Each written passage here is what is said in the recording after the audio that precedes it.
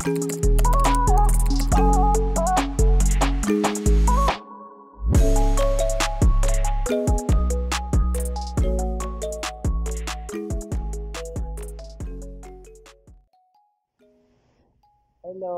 ako galing si Jesper.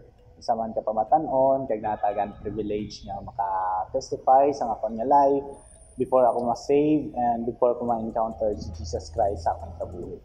And sa una, isa lang man ka normal nga pamatanon, hapos gid ang interkaron ang kasalanan, hapos nga mag-entertain ang sala, mga normal nga pagpakasala sa isa ka pamatanon, nagasabat sa ginikanan or nagapamuyayaw, and wala ta may baluan, may mga sala nga mga rampant gali sa tubangan sang Dios, kapreho sang pornographiya nga hindi ta man malikawan kung kita wala sa Ginoo.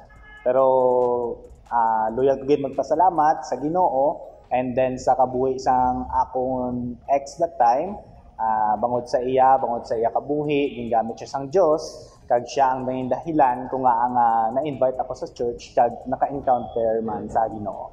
Amo ni sang una, that time, ang anniversary namo na to.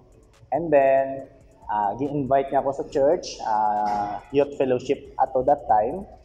And dito ko na-encounter ang Ginoo nga manami gali ang presensya sang Ginoo. Manami gali kung kita magpadayon nga ara ang presensya sang Ginoo. Kasulhay lang, and luyag gudya pasalamatan ang Ginoo bangod dira nga pamaagi, bangod sa kabuhi sang akon ex that time, siya gingamit siya sang Dios, agud ako maka-encounter sa iya.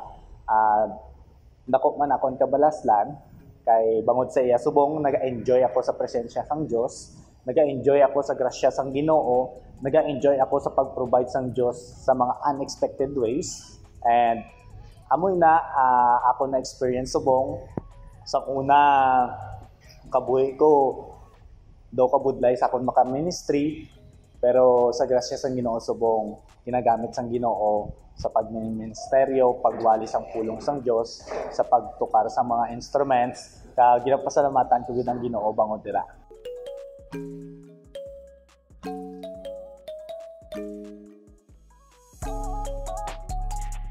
And expect ko gid ang mga dako nga buluhaton sang Dios, dako nga mahimo sang Dios sa sining nga buluhaton sa upcoming November 16, 4 PM gina-invite namon kamo na ang Dios, expected kami nga ang Dios magahikot, ang Dios gid ang magpatunga sa sining nga buluhaton. Salamat gid sa inyo nga pagpamati. God bless.